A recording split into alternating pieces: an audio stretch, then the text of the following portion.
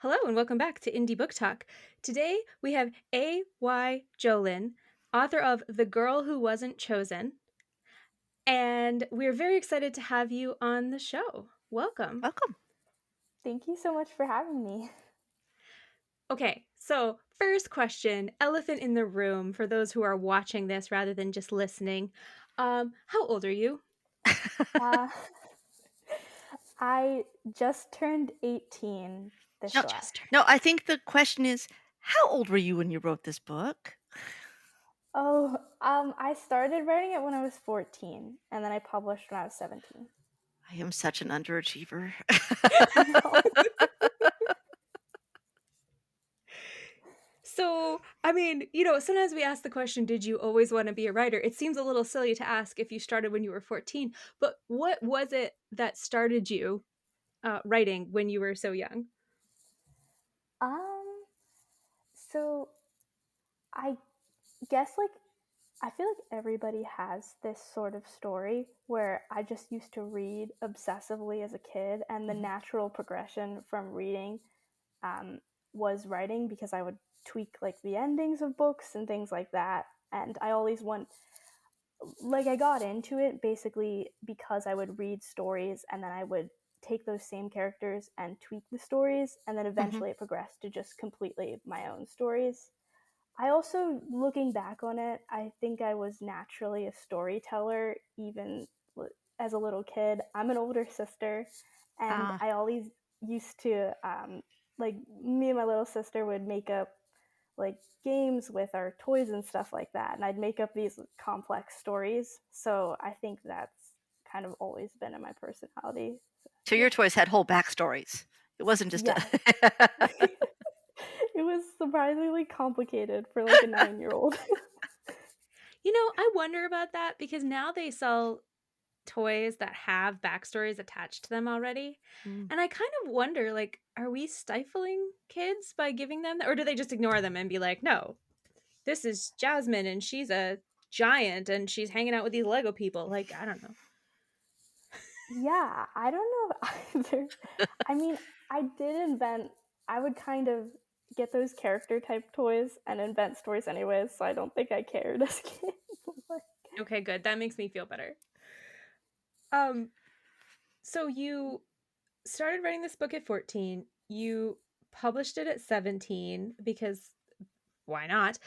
And my my question is that the little plot description that you gave us was it's a middle grade fantasy book about a girl who's told she isn't a hero, but she decides to be one anyway. Mhm. Mhm. I love that premise. Do you remember what brought you there? Was that something like did you have something to say with this premise? I definitely did. It actually, one of the things I really like about this book is that the idea for it came when I was in middle school. And actually, the thing I struggled with happened to me when I was 12, and that inspired the book. And the main character is 12. So Mhm. it's like a nice little coincidence of the characters being the same age. But basically, when I was 12, I placed a lot of emphasis on being really special or talented and stuff like that. Mhm. And I felt as though a lot of the people around me, like I was surrounded by a lot of people who were really talented, special people, and I felt kind of ordinary and a little bit bad that I wasn't particularly talented at anything like that. And so I sort of realized that in the end, that stuff doesn't really matter. It's more about your confidence and your hard work and being kind and a good person. And that's kind of what I wanted to infuse in this book. Yeah. That's awesome. So, so as you said, it was a fantasy. In what way does she make herself a hero? Basically, in the fantasy book, there's kind of a prophet type person, and he chooses a hero to save the land. This hero isn't very successful at her job, and these bandits come in and end up terrorizing the main character's town. So the main character goes off and decides to fight the bandits and put it to a stop herself. I love that. It's like the chosen one trope turned inside out. The not chosen one trope. Yeah. Yeah, that was You're definitely a huge, like, that's basically what I wanted to do was twist the chosen one trope. yeah, you're like, "You step aside, I got this." Yes. Well, and So that chosen one trope is so ubiquitous. Like it's everywhere. And Yes. it does sometimes get to be a little bit like, yeah, okay, we get it. You were chosen. How exciting. Yeah. Especially like as a kid growing up, all the books I would read were chosen one stories, and I feel like I kind of internalized that. And I was Mhm. like, where is my person that's going to choose me? And that didn't happen because that's not reality. Is you don't usually have people, oh my gosh, you're so special. So I love Although that we you did also choose you for our podcast, just saying. exactly. There you go. So I love that you're also now going around to schools and talking to kids about writing. So you not only you're being your own hero as well and getting kids out there encouraged. So what kind of feedback are you getting from those things?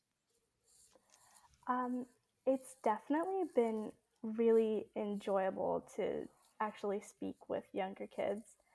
Um, in terms of feedback, I guess it's just really nice to connect with kids and see kids actually read your books and be excited about it and talk about it.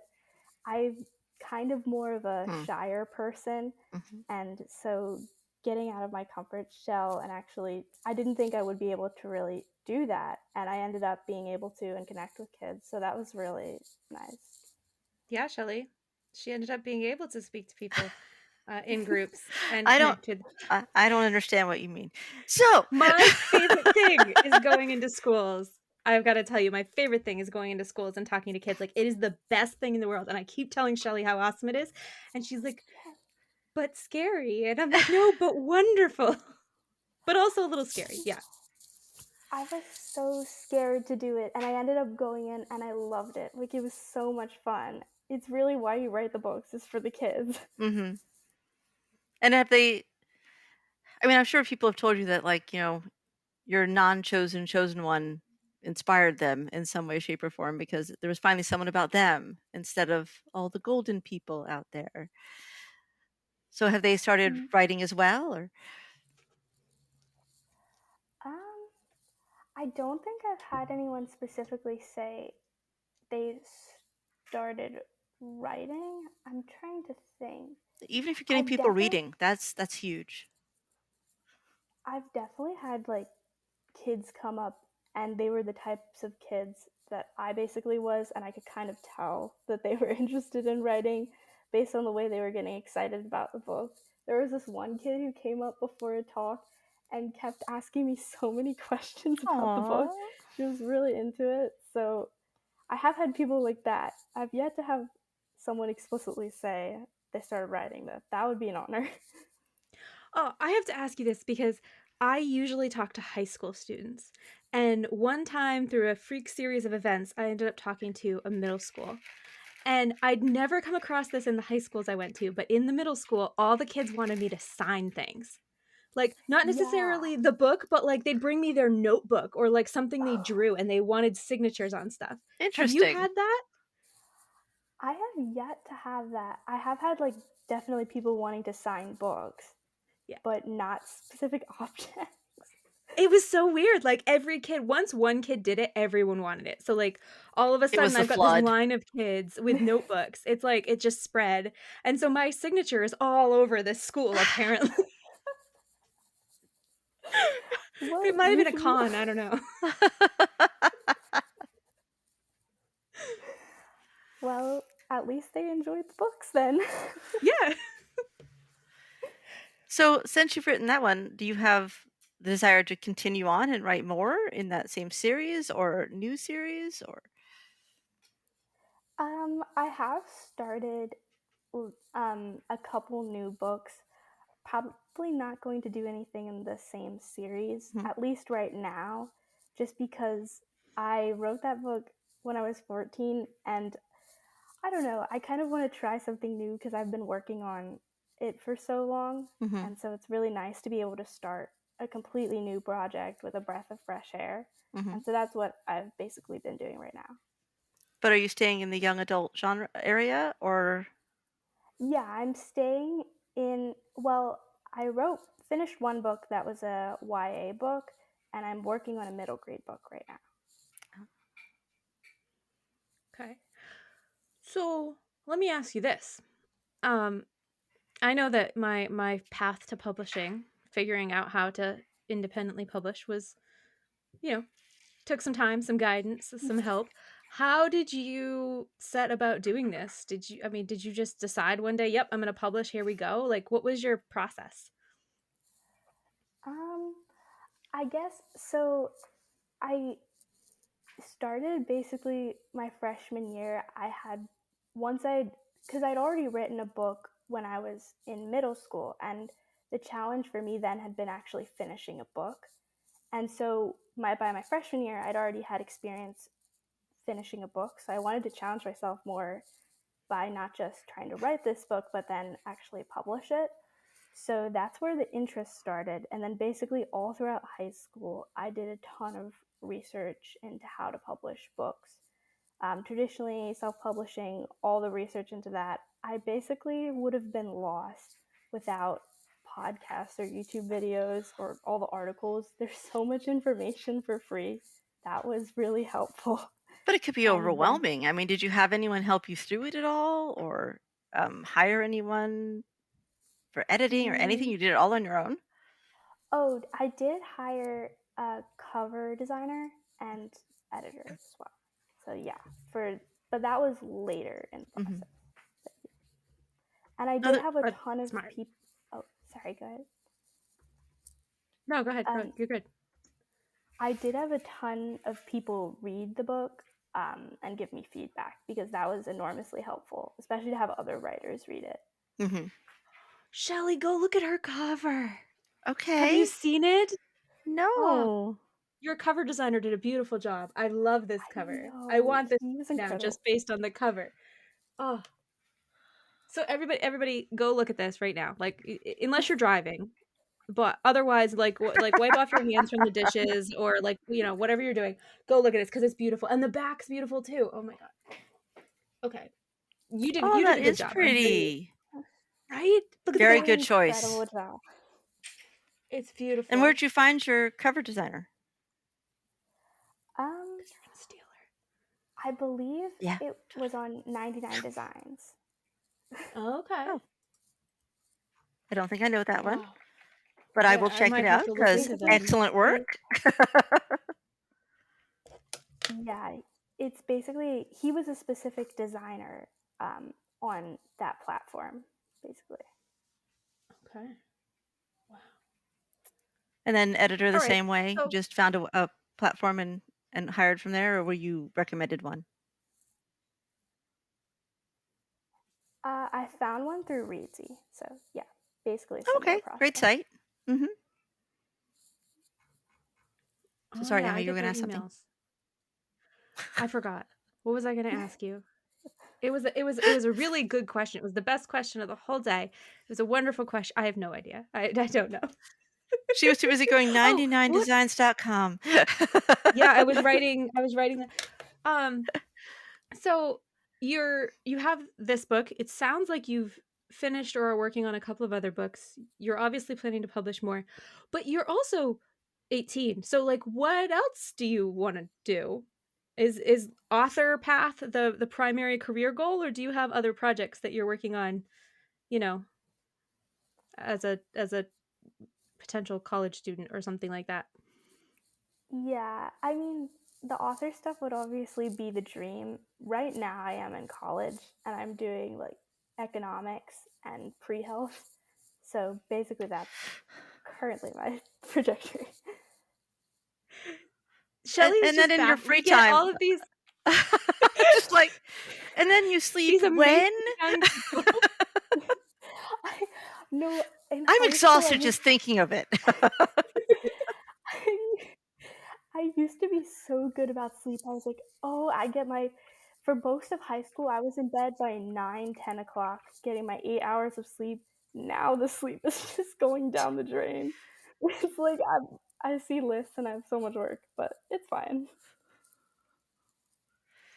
Okay, I mean, well, that's fantastic. I mean, it's great that you're able to balance that and do both. Having a hobby outside of the college stuff is great. Man, that's exhausting.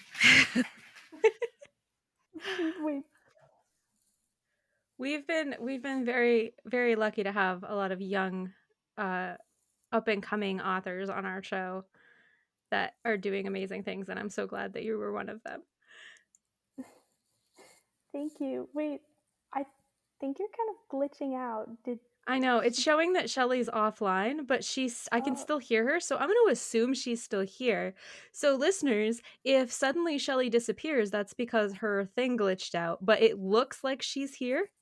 I'm Um still here. and Can you hear me? yeah, and we can hear you. Yes. Okay. I can't hear her. But it does say on our screen right now, it says she's offline. So Shelly is currently a ghost, which is Interesting. fine. Wait. I don't know. The technology sometimes is very strange. Speaking of technology, and before things go completely haywire, can you tell us where people can find you online if they want to keep up with all of your amazing adventures? Oh yeah. So basically, I have an Instagram account and a website. It's all under my pen name, AY Johlin, which is Johlin. So if you just look that up on Instagram, it'll come right up. Look that up online. The website will come right up. Yeah. Okay. And then you And can we'll see put her all the cover. links in the thing. Yeah, go look at her cover. It's beautiful. Um, Thank yeah, you. so we'll put all the links in there so people can follow you and see what you're up to and read what looks like a really amazing book. I'm gonna do that thing where as soon as we get off the recording, I go and buy the author's book because that happens sometimes. And it's a really bad habit. We make no money Yes. off this podcast whatsoever. We have no ads, we have no sponsors. We just do this for fun, and I think I spend more money buying people's, but it's worth it. It's worth it. It's wonderful. Um, thank you so much for being on the show. It was a delight to have you, and we really look forward to seeing what you do next. Definitely. Thank you. And thank you for having me. I love the conversation. Oh, yay!